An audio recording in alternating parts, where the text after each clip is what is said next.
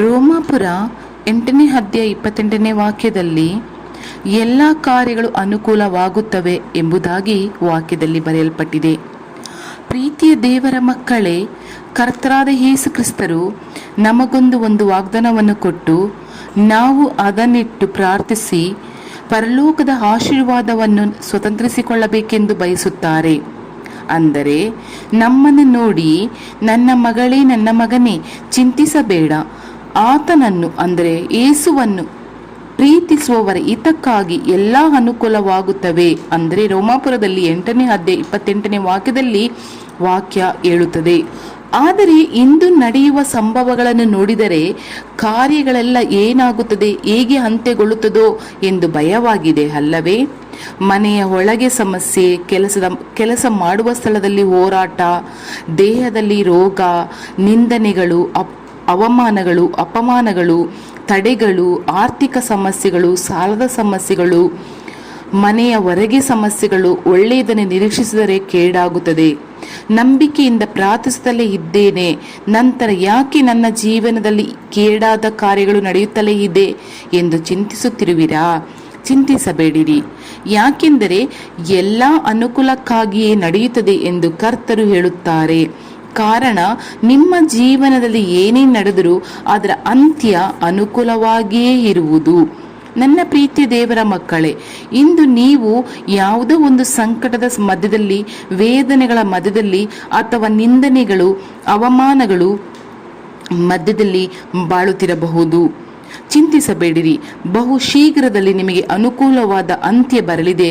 ಆದ್ದರಿಂದ ಎಲ್ಲವೂ ಅನುಕೂಲಕ್ಕಾಗಿಯೇ ನಡೆಯುತ್ತದೆ ಎಂದು ಕರ್ತರ ವಾಗ್ದಾನದ ಮೇಲೆ ನಂಬಿಕೆ ಇಟ್ಟು ಆತನಿಂದ ಒಳ್ಳೆಯವುಗಳನ್ನು ಮಾತ್ರ ನಿರೀಕ್ಷಿಸಿರಿ. ಅಂತ್ಯವು ನಿಮಗೆ ಅನುಕೂಲವಾಗಿ ಇರುವುದನ್ನು ನೀವು ಕಾಣುವಿರಿ. ಕೀರ್ತನೆ 105ನೇ ಅಧ್ಯಾಯ 17, 18, 19, 21ನೇ ವಾಕ್ಯದಲ್ಲಿ ಹೀಗಿದೆ: ಆತನು ಅವರ ಮುಂದಾಗಿ ಒಬ್ಬನನ್ನು ಕಳುಹಿಸಿದನು, ದಾಸತ್ವಕ್ಕೆ ಮಾರಲ್ಪಟ್ಟ ಯೋಸೇಫನೇ ಅವನು. ಅವನ ಕಾಲುಗಳು ಕೊಳದಲ್ಲಿ ನೊಂದವು, ಕಬ್ಬಿಣದ ಬೇಡಿಗಳಿಂದ ಅವನನ್ನು ಬಂಧಿತನಾದನು. ಅವನು ತನ್ನ ಮಾತು ನೆರವೇರುವ ತನಕ ಯೆಹೋವನ ವಾಕ್ಯದಿಂದ ಶೋಧಿತನಾದನು. ಅವನನ್ನು ಪೊಟಿಫರನು ತನ್ನ ಮನೆಗೆ ಯಜಮಾನನಾಗಿಯೂ ತನ್ನ ಆಸ್ತಿಗೆಲ್ಲ ಅಧಿಕಾರಿನಾಗಿಯೂ ಮಾಡಿದನು ಎಂಬುದಾಗಿ. ಯೋಸೇಫನು ಯೌವನಸ್ಥನಾಗಿ ಇರುವಾಗಲೇ ಆತನು ಅವನ ಭವಿಷ್ಯದ ಕುರಿತಾಗಿ ದರ್ಶನ ಸ್ವಪ್ನದ ಮೂಲಕ ಆತನಿಗೆ ಪ್ರಕಟಿಸಲಾಯಿತು. ಯೋಸೇಫನ ಭವಿಷ್ಯದಲ್ಲಿ ಉನ್ನತವಾದ ಸ್ಥಿತಿಯಿಂದ ತನ್ನ ಕುಟುಂಬದವರಿಗೂ ಇತರರಿಗೂ ಆಶೀರ್ವಾದವಾಗಿ ಇರಬೇಕು ಎಂಬುದೇ ಕರ್ತನ ಶಾಶ್ವತ ಯೋಜನೆಯಾಗಿತ್ತು. ಅದು ಯೋಸೇಫನಿಗೆ ಮುಂಚಿತವಾಗಿ ತೋರಿಸಲಾಗಿದೆ. ಆದ್ದರಿಂದಲೇ ಯೋಸೇಫನ ಜೊತೆ ಹುಟ್ಟಿದ ಸಹೋದರರೆಲ್ಲರೂ ಆತನನ್ನು ಕನಸುಗಾರ ಎಂದು ಹೇಳಿ ಕರೆಯುವುದೊಂದಿಗೆ, ಈಗೆಲ್ಲ ನಡೆದು ಬಿಡುತ್ತವೆ ಎಂದು, ಹಗಲು ಕನಸು ಕಾಣುತ್ತಿರುವೆಯಾ ಎಂದು ಹೇಳಿ ಆತನನ್ನು ಹಾಸ್ಯ ಮಾಡಿದರು.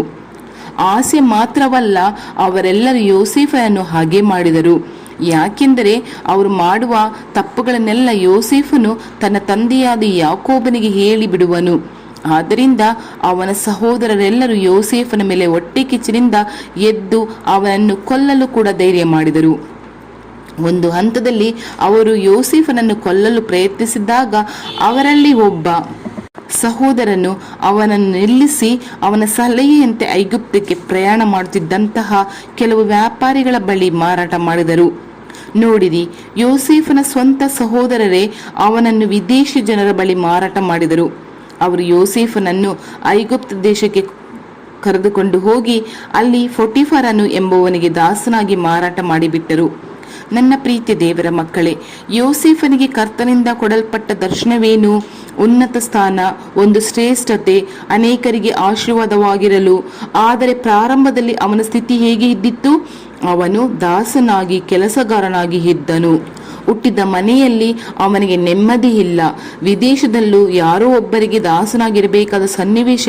ಕೊನೆಗೆ ಅವನ ಮೇಲೆ ಸುಳ್ಳಾದ ಅಪವಾದ ಹೊರಿಸಲಾಯಿತು. ಸೆರೆಮನೆಯಲ್ಲಿ ಬಂಧಿತನಾದ.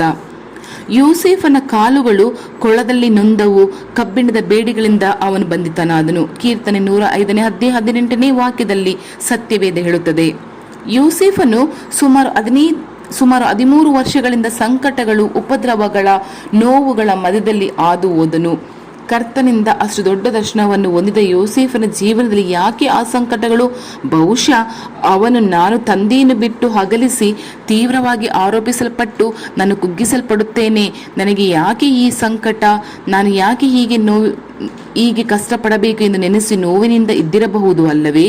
ಆದರೆ ತಕ್ಕ ಸಮಯ ಬಂದಾಗ ಐಗುಪ್ತ ದೇಶದ ಅರಸನಾದ ಫರೋವನು ಯೋಸೇಫರಿಗೆ, ನೋಡು, ಐಗುಪ್ತ ದೇಶದ ಮೇಲೆಲ್ಲ ನಿನ್ನನ್ನು ಅಧಿಕಾರಿನಾಗಿ ಇಟ್ಟಿದ್ದೇನೆ.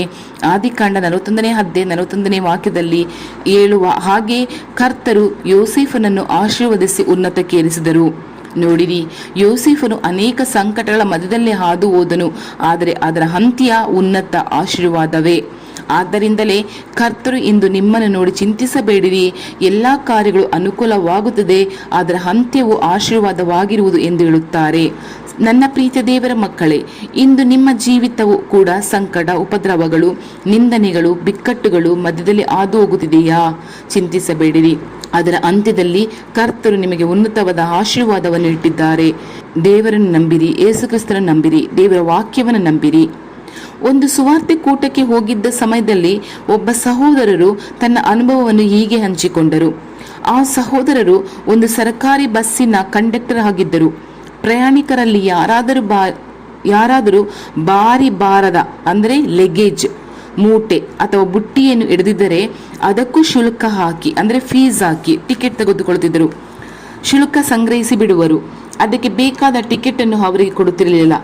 ಆ ಹಣವನ್ನು ಜೇಬಿಗೆ ಹಾಕುತ್ತಿದ್ದರು.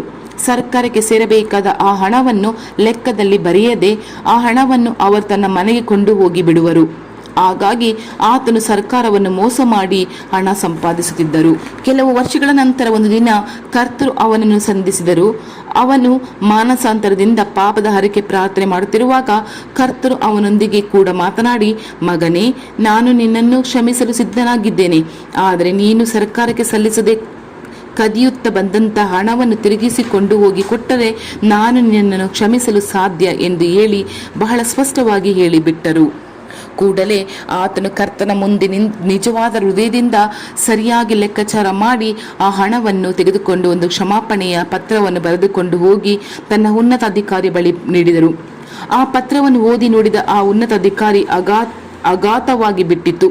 ಅವರಿಗೆ ಆಶ್ಚರ್ಯವಾಗಿ ಬಿಟ್ಟಿತು.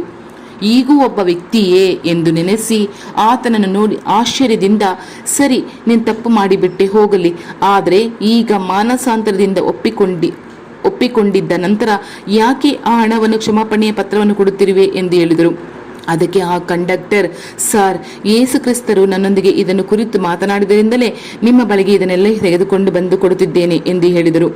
ಕೂಡಲೇ ಆ ಮೇಲಾಧಿಕಾರಿ, ಸರಿ, ಯೇಸು ಹೇಳಿದನು, ಮಾನಸಾಂತರ ಹೊಂದಿದ್ದೇನೆ ಎಂದು ಹೇಳುತ್ತಿರುವೆ, ಸಂತೋಷವೇ, ಮುಂದೆ ಒಳ್ಳೆಯ ಒಬ್ಬ ವ್ಯಕ್ತಿಯಾಗಿ ನಂಬಿಕಸ್ಥನಾಗಿ ನಡೆದಕ್ಕೋ. ಇದುವರೆಗೆ ನೀನು ಮಾಡಿದ ತಪ್ಪಿಗೆ ಆಧಾರವಿಲ್ಲ, ಆದರೆ ಈಗ ನಾನು ಇದನ್ನೆಲ್ಲ ಸ್ವೀಕರಿಸಿಕೊಂಡು ನನ್ನ ಮೇಲಾಧಿಕಾರಿಗೆ ಕಳಿಸಿದರೆ ನಿನ್ನ ಪತ್ರವೇ ನೀನು ತಪ್ಪು ಮಾಡಿರುವುದಕ್ಕೆ ಆಧಾರವಾಗಿ ಬಿಡುತ್ತದೆ. ಆದ್ದರಿಂದ ಅದನ್ನು ಬಿಟ್ಟು ನಿನ್ನ ಮೇಲೆ ಕ್ರಮ ತೆಗೆದುಕೊಳ್ಳುತ್ತಾರೆ, ನಿನ್ನನ್ನು ಕೆಲಸದಿಂದ ತೆಗೆದುಹಾಕುತ್ತಾರೆ ಅಥವಾ ಕೆಲಸ ಕಳೆದುಕೊಳ್ಳುವ ಸ್ಥಿತಿ ಕೂಡ ಬರಬಹುದು. ಆದ್ದರಿಂದ ನೀನು ಇದನ್ನು ಬಿಟ್ಟು ಮುಂದಾದರೂ ಒಳ್ಳೆಯವನಾಗಿ ನಡೆದುಕೋ ಎಂದು ಹೇಳಿದರು ಅವರು. ಆದರೆ ಆ ಕಂಡಕ್ಟರ್ ಅದನ್ನು ಸ್ವೀಕರಿಸುವುದಾಗಿ ಇಲ್ಲ. ನನಗೆ ಕೆಲಸ ಹೋದರೂ ಸರಿ, ಯಾವುದನ್ನು ಕಳೆದುಕೊಂಡರೂ ಸರಿ, ಪರಲೋಕವನ್ನು ಕಳೆದುಕೊಳ್ಳಲು ಬಯಸುವುದಿಲ್ಲ. ಆದ್ದರಿಂದ ಇದನ್ನು ನೀವು ಸ್ವೀಕರಿಸಿಕೊಂಡು ನಿಮ್ಮ ಮೇಲಾಧಿಕಾರಿಗೆ ಕಳಿಸಿಕೊಡಿ ಎಂದು ಹೇಳಿಬಿಟ್ಟರು. ಕೊನೆಗೆ ಅವರನ್ನು ಕೆಲಸದಿಂದ ತೆಗೆಯಲಾಯಿತು. ಕೆಲವು ತಿಂಗಳುಗಳಿಂದ ಬೇರೆ ಕಡೆ ಕೆಲಸ ಹುಡುಕಿದೆ, ಆದರೆ ಅದು ಸಿಗಲಿಲ್ಲ. ಸಂಕಟ, ಉಪದ್ರವ ಆದರೂ ಆತನು ಕರ್ತನಲ್ಲಿ ದೃಢವಾಗಿ ನಂಬಿಕೆಯಿಂದ ಇದ್ದರು. ಕೆಲವು ತಿಂಗಳು ಕಳೆದು ಹೋದ ನಂತರ ಅದೇ ಕಚೇರಿಯಿಂದ ನೀವು ಕೂಡಲೇ ಬಂದು ಮತ್ತೆ ಕೆಲಸಕ್ಕೆ ಸೇರಬೇಕು. ನಿಮ್ಮ ಹಾಗೆ ನಂಬಿಕಸ್ಥನಾದ ಸೇವಕರೇ ಇಂದು ಅಗತ್ಯ. ಆದರೆ ಹಳೆಯ ಕೆಲಸದಲ್ಲಿ ಇದುವರೆಗೂ ನೀವು ಒಬ್ಬ ಕಂಡಕ್ಟರ್ ಆಗಿದ್ದೀರಿ, ಆದರೆ ಇನ್ನು ಮುಂದೆ ನಿಮಗೆ ಟಿಕೆಟ್ ತಪಾಸಣೆ ನಿರೀಕ್ಷಕರಾಗಿ ಅಂದರೆ ಟಿಕೆಟ್ ಇನ್ಸ್ಪೆಕ್ಟರ್ ಆಗಿ ಕೆಲಸ ಬಡ್ತಿ ನೀಡಿ ಅಂದರೆ ಪ್ರಮೋಷನ್ ನೀಡಿ ಆ ಕೆಲಸಕ್ಕಾಗಿ ನೇಮಕ ಪತ್ರವನ್ನು ನಿಮಗೆ ಕಳಿಸಿಕೊಟ್ಟಿದ್ದೇವೆ ಎಂದು ನೇಮಕ ಪತ್ರ ಬಂದಿತು. ದೊಡ್ಡ ಸಂತೋಷ ಅಲ್ಲವೇ? ನನ್ನ ಪ್ರೀತಿಯ ದೇವರ ಮಕ್ಕಳೇ, ಈ ಲೋಕದಲ್ಲಿ ಬಾಳುವ ನಮಗೆ ಸ್ವಲ್ಪ ಕಾಲ ಸಂಕಟಗಳೇ.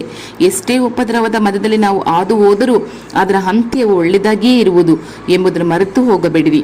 ಈಗ ನೀವು ಕರ್ತರಿಗೆ ಪ್ರಿಯರಾಗಿ ನಡೆದುಕೊಂಡು ನಂಬಿಕಸ್ಥರಾಗಿ ಪ್ರಾಮಾಣಿಕರಾಗಿ ಇರುವುದಾದರೆ ಬೇರೆಯವರು ನಿಮ್ಮನ್ನು ಹಾಸ್ಯ ಮಾಡಬಹುದು, ಇಕ್ಕಟ್ಟನ್ನು ಕೊಡಬಹುದು, ವ್ಯರ್ಥವಾದ ಸಮಸ್ಯೆಗಳನ್ನು ಉಂಟು ಮಾಡಬಹುದು, ಅಥವಾ ಉಪದ್ರವ ಮಧ್ಯದಲ್ಲಿ ನೀವು ಹಾದು ಹೋಗುತ್ತಿರಬಹುದು. ಏನೇ ಆದರೂ ಸರಿ, ಸೋತು ಹೋಗಬೇಡಿರಿ. ದೇವರ ಸಂಕಲ್ಪದ ಮೇರೆಗೆ ಕರೆಯಲ್ಪಟ್ಟು ಆತನನ್ನು ಪ್ರೀತಿಸುವವರ ಹಿತಕ್ಕಾಗಿ ಎಲ್ಲ ಕಾರ್ಯಗಳು ಅನುಕೂಲವಾಗುತ್ತವೆ ಎಂದು ರೋಮಪುರದ 8ನೇ ಅಧ್ಯಾಯ 28ನೇ ವಾಕ್ಯದಲ್ಲಿ ಕರ್ತನ ವಾಕ್ಯದಂತೆ ಅಂತ್ಯ ಒಳ್ಳೆಯದಾಗಿರುತ್ತದೆ. ಪ್ರಾರ್ಥಿಸೋಣವೇ. ಒಳ್ಳೆಯ ತಂದೆಯೇ, ಎಲ್ಲ ಕಾರ್ಯಗಳು ಅನುಕೂಲವಾಗುತ್ತದೆ ಎಂದು ನೀವು ನಮಗೆ ವಾಗ್ದಾನ ಮಾಡಿದ್ದಕ್ಕಾಗಿ ನಿಮಗೆ ಸ್ತೋತ್ರ. ನಾನು ದಾಟಿ ಬರುವ ಸಂಕಟಗಳಿಗಾಗಿ, ನಿಂದನೆಗಳಿಗಾಗಿ, ಬಿಕ್ಕಟ್ಟುಗಳಿಗಾಗಿ, ಕೇಡುಗಳಿಗಾಗಿ ನಿಮಗೆ ಸ್ತೋತ್ರ. ನನಗೆ ಬರುವ ಉಪದ್ರವದ ನಿಮಿತ್ತವಾಗಿ ನಾನು ಸೋತು ಹೋಗದಂತೆ ನನ್ನ ಕಾದುಕೊಳ್ಳಿರಿ.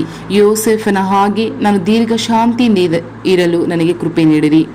ಯೇಸು ಕ್ರಿಸ್ತನ ನಾಮದಲ್ಲಿ ಆಮೇನ್, ಆಮೇನ್. ತಂದೆಯೇ, thank you Lord Jesus Christ.